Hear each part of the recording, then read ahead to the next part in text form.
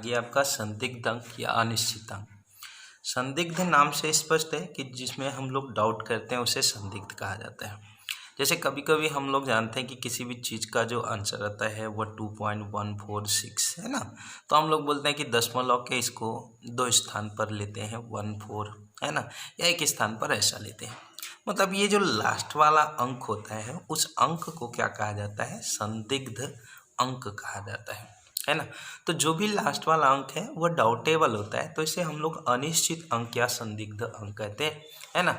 तो इस प्रकार से जब किसी मापन को किसी मापन यंत्र की यथार्थता की सीमा के अंतर्गत लिखा जाता है ना। यथार्थता मतलब वो जितना यथार्थ हो सके, जितना हम दशमलव के जितने स्थान लेंगे वह उतना यथार्थ होता है, तो यह लिखा जा सकता है। तो उस माप के अंतिम अंक को संदिग्ध अंक या अनिश्चित अंक कहते हैं। तो जो लास्ट वाला अंक होता है उस अंक को हम लोग अनिश्चित अंक या फिर आपका संदिग्ध अंक कहा जाता है। तो नाम से उसका काम स्पष्ट है, अंतिम वाला अंक को संदिग्ध अंक में लाया जाता है।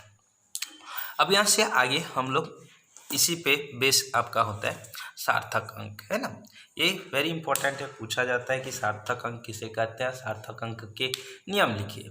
तो सार्थक अंक मतलब आपका यहाँ से हम देखेंगे कि सार्थक अंक क्या चीज़ होता है ना। तो सिग्निफिकेंट फिगर आपका कहा जाता है तो किसी भौतिक राशि को यथार्थता पूर्वक व्यक्त करने के लिए जिन अंकों का उपयोग किया जाता है उन्हें सार्थक अंक कहते हैं। जैसे आप वर्नियर कैलिपर्स का किसी भी चीज़ का वैल्यू आया 1.26 है ना, तो यहाँ पे यथार्थता पूर्वक जितना भी आया 52 आया 26 भी आ सकता है, कुछ भी आ सकता है। तो यहाँ पे वो अंकों को उपयोग में जो लाने के लिए हम लोग उपयोग करते हैं, जिन भी अंकों का उपयोग किया जाता है उन अंकों को सार्थक अंक कहा जाता है। किसी का जैसे रेडियस 1.002, ये आपका क्या होगा, सार्थक अंक यहाँ पे होगा। तो अब यहाँ पे सार्थक अंक ज्ञात करने के कुछ जो नियम होते हैं, कुछ जो रूल होते हैं, वो रूल हमको जानने हैं। तो सार्थक अंक मतलब जिन भी अंकों का आप लोग उपयोग करते हैं उन अंकों को हम लोग सार्थक अंक कहते हैं। तो सार्थक अंकों के कुछ नियम होते हैं, है ना। तो पहला नियम होता है कि किसी संख्या में दशमलव का स्थान परिवर्तित कर देने पर सार्थक अंकों की संख्या वही रहती है ना। अगर मान लेते हैं 1.234 है, इसको मैं किसी तरीके से बाय द वे 12.34 लिख देता हूँ, तो दशमलव का जो स्थान में परिवर्तन कर रहा हूँ वो दशमलव का स्थान अगर परिवर्तित कर दूंगा तो यहाँ भी सार्थक अंक 4 है, तो यहाँ भी सार्थक अंक कितना होगा, 4। तो दोनों जगह आपका अंकों की जो संख्या होती है वो अंकों की संख्या कितनी, 4। तो इस प्रकार से पहला रूल होता है कि आपका दशमलव का स्थान परिवर्तित कर देने पर सार्थक अंकों की संख्या वही रहती है। दूसरा बोलता है कि दो अशून्य संख्याओं जैसे 1, 2 अशून्य के मध्य सब समस्त शून्य सार्थक अंक होते हैं। जैसे 1 और 3 है तो इसके मध्य कितना है, 3 ठो मैं 0 डाल दिया, तो 3 ठो 0 डाल दिया तो 1, 2, 3, 4 और 5, मतलब यहाँ पे total number of significant figure जो होता है वो 5 होगा। तो दो अशून्य संख्या के बीच आपका समस्त आपका शून्य सार्थक अंक होते हैं। अशून्य मतलब वहाँ पे शून्य नहीं होना चाहिए, बीच में 5 और 6 ये अशून्य है, मतलब जो शून्य न होगा शून्य, उसके मध्य जितना 0 होगा वह सब सार्थक अंक के श्रेणी में आएगा। तीसरा नंबर यहाँ पे होता है कि प्रथम अशून्य संख्या के बाईं ओर के सभी शून्य सार्थक अंक नहीं माने जाते। देखिए दो चीज होता है, बाईं मतलब आपका लेफ्ट, आपका एक आपका लेफ्ट होगा, है ना, और दाई मतलब आपका क्या होगा, ठीक है, ये राइट है। अब यहाँ पे देखना है कि अगर 0.007 है तो नंबर ऑफ सिग्निफिकेंट फिगर 1 होगा, और अगर 2.3000 है ना, तो यहाँ नंबर ऑफ सिग्निफिकेंट फिगर 4 होगा।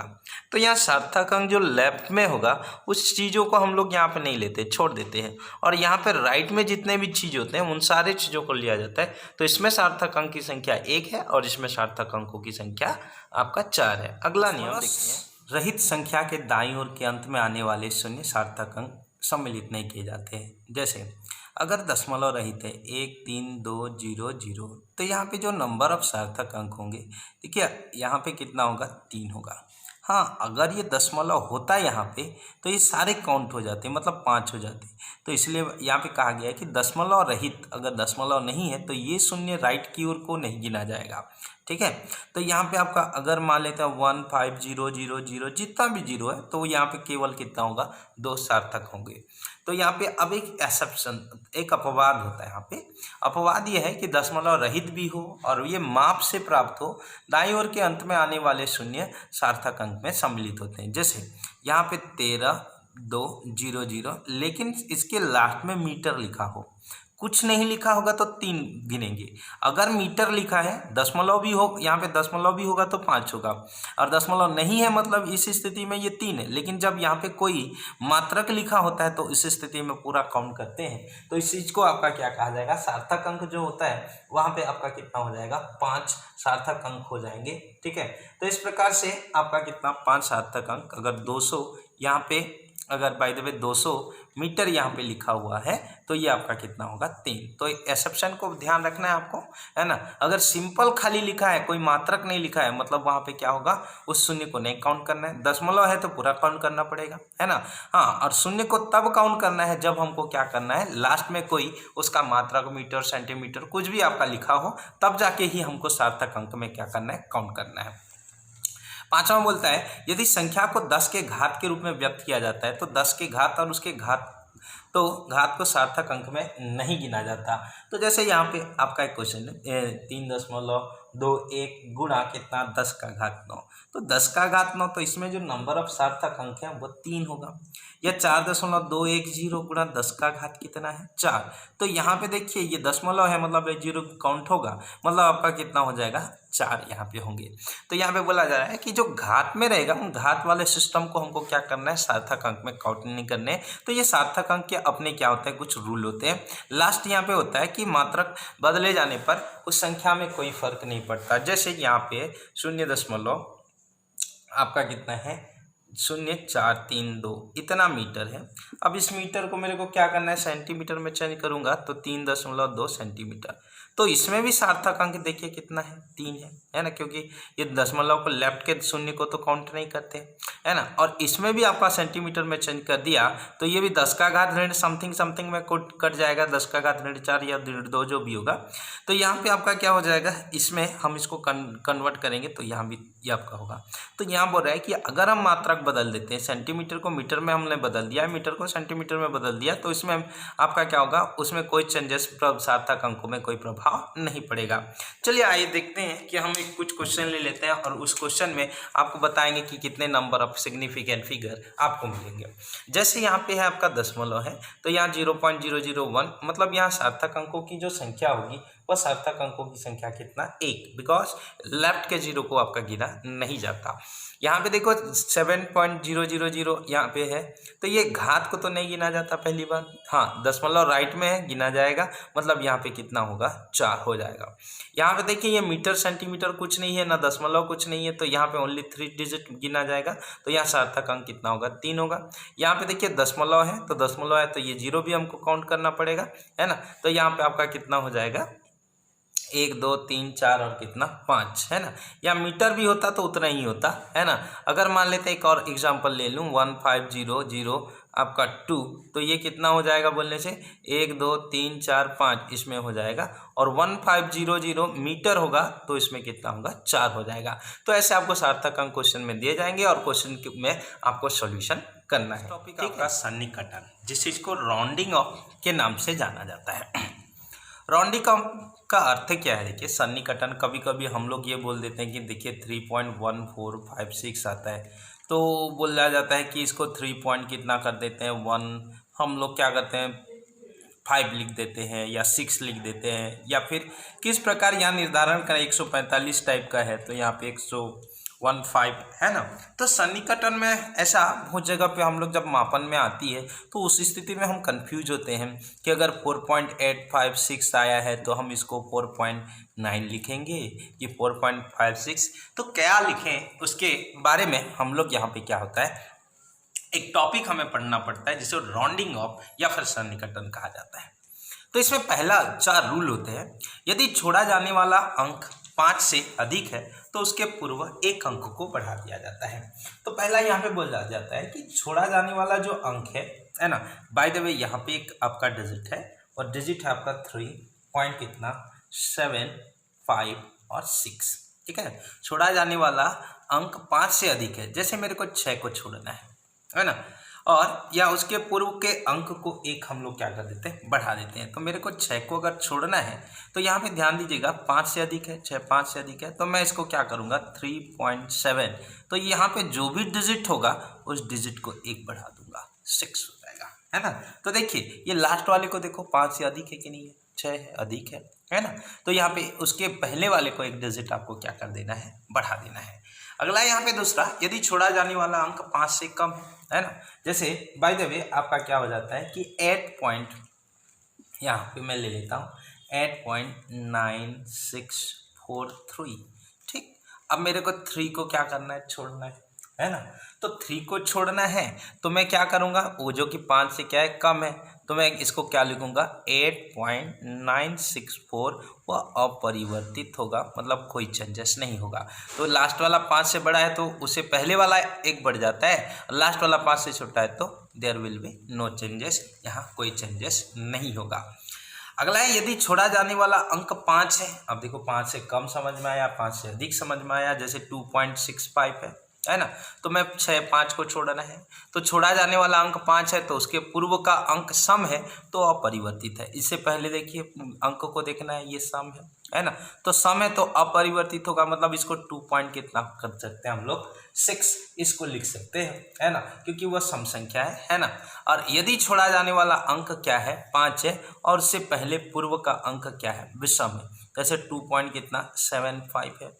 अब मेरे को 5 को छोड़ना है और ये 7 है, तो मैं इसको क्या लिखूंगा एक बढ़ा देंगे 2 पॉइंट कितना 7 और कितना हो जाएगा 8 यहाँ पे हो जाएगा। तो इस प्रकार से 4 रूल होते हैं, तो इस रूल को आपको समझना है। सन्निकटन आपका इसको कहा जाता है। तो लास्ट में 5 से बड़ा है तो पहले वाले को एक बढ़ा देना, लास्ट में 5 से छोटा है तो कोई चेंजेस नहीं, लास्ट में आपका 5 है पर वह सम है तो कोई चेंजेस नहीं, लास्ट में आपका 5 है पर वह विषम है तो यहाँ पे से पहले वाले को बढ़ाना, ये इस प्रकार से होगा।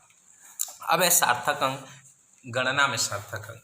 जब सार्थक अंकों को जोड़ा जाता है या घटाया जाता है, जैसे मैं यहाँ पे क्या करूँगा जोड़ूंगा या घटाऊंगा, तो यहाँ पे जैसे 415 है ना, दशमलव यहाँ 2 5 है, 4 आपका कितना है 2 1 है ना, 1 आपका 395 है ना, फिर यहाँ पे 9 पॉइंट कितना बाय द वे कितना 38 यहाँ पे है, फिर कितना है 8.5, ठीक। तो इस दो सबको मैं आपका जोड़ देता हूँ, जोड़ने पर मेरा आंसर आता है बाय द वे, है ना, ये होगा 46445, ठीक है 25, ये इसका क्या होगा आंसर आया। तो मैं जब इसको सार्थक अंक में लिखूंगा तो ध्यान रखना है कि जब भी जोड़ोगे घटाओगे जैसे जोड़ना है वैसे जोड़ देना, लेकिन जो सबसे छोटा वाला होगा उसको देखना कि उसमें कितने आपका दशमलव के बाद स्थान है, तो 1 है, तो इसलिए इसमें आपका आंसर जो होगा 4644 पॉइंट, दशमलव का केवल एक स्थान लेना है, चाहे जोड़ोगे या घटाओगे। तो लास्ट में जो भी डिजिट होगा ना, और जो छोटा डिजिट होगा, जो सबसे छोटा सार्थक अंक होगा है ना, उसके आधार पर दशमलव का आपको क्या करना है निर्धारण आपको करना है। उसी प्रकार से यहाँ गुणा करना है ना, तो गुणा में भी क्या करते हैं, जैसे 3.15 और किसी अचर से गुणा कर देते हैं। जब यह गुणा या फिर हम लोग क्या करते हैं भाग करते हैं, तो देखते हैं कि जो सबसे आपका जो सार्थक अंक होता है ना, तो जिस राशि एक नियतांक होना चाहिए और इस नियतांक को जिस राशि से गुणा करते हैं, इसको मैं गुणा करूंगा तो यहाँ पे कितना हो जाएगा 4 पॉइंट कितना हो जाएगा 47 पॉइंट कितना 25 यहाँ पे होगा, ठीक है। तो 47 पॉइंट कितना होगा यहाँ पे, तो सार्थक अंकों की संख्या देखिए फर्स्ट में कितना तो है 3 है, 1 2 3, तो यहाँ पे भी क्या होगा सार्थक अंकों की संख्या 3 होगा। अगर सार्थक अंकों की संख्या 3 होगा तो 47 पॉइंट कितना करना पड़ेगा 2, 1 2 और कितना करना पड़ेगा मेरे को 3 यहाँ पे लेना होगा, है ना। तो यहाँ से आपका क्या होगा, ध्यान रखना ये है कि चाहे आप गुणा करते हो या भाग करते हो तो समझना है कि यहाँ पे सार्थक अंक कितना ठो है ना। तो सार्थक अंक कितना ठो है, तो उस आधार पर आपको जो आपका सबसे जो जितना भी ज़्यादा सार्थक अंक होगा है ना, तो सार्थक अंक के हिसाब से 3 सार्थक अंक है, हल करने के बाद 4 आ जाते हैं तो आपको 3 रखना है ना। और बाय द वे यहाँ पे एक जैसे मैं अन्य एग्जाम्पल ले लेता हूँ, जैसे आपको डाउट यहाँ पे जरूर हो रहा होगा। यहाँ पे बाय द वे 1.05 इंटू कितना है 0 पॉइंट आपका कितना है 0.051। इन दोनों को मैं मल्टीप्लाई किया बाय द वे, तो ये कितना आया, 0 पॉइंट कितना आया बाय द वे 05355। अब सार्थक अंक कितना हो गया, 1 2 3 4 5 6।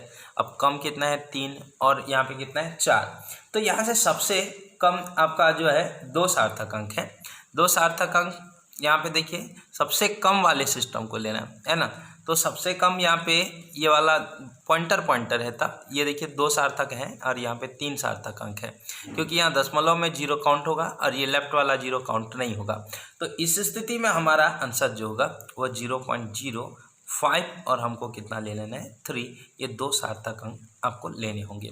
मतलब आपका गुणा भाग करेंगे तो जितना आपका क्या होगा सार्थक अंक होगा, कम से कम सार्थक अंक होगा, उतना आपको सार्थक अंक क्या होगा लेना है। हालांकि ये अचर के साथ मैं गुणा कर रहा हूँ, इस स्थिति में ये अलग है, और ये दोनों तरफ सार्थक अंक है। तो इसमें क्या करना है, जो कम सार्थक अंक है उस आधार पर हमको लेना है। तो इस प्रकार से सार्थक अंक के एक गुणा भाग के रूल होते हैं, और वो रूल को भी आपको जब भी दशमलव कभी कम करना है तो ये 5 है 6 है, ये सन्निकटन को आपको ध्यान देना है। तो इस प्रकार से ये आपका क्या होता है सार्थक अंक की टॉपिक यहाँ पे खत्म होती है। धन्यवाद।